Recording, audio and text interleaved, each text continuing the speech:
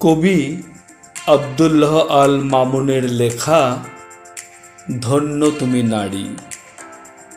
মায়ের মায়া শীতল ছায়া, আবেগ ভরা ভারী। ধন্য তুমি, ধন্য তুমি, ধন্য তুমি নারী। বনের আদর দারুণ কদর, নেয় যে হৃদয় কাড়ি। ধন্য তুমি, ধন্য তুমি, ধন্য তুমি নারী।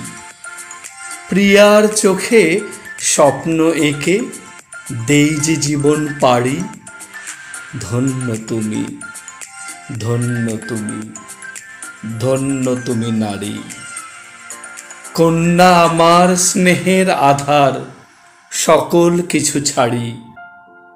ধন্য তুমি, ধন্য তুমি, ধন্য তুমি নারী।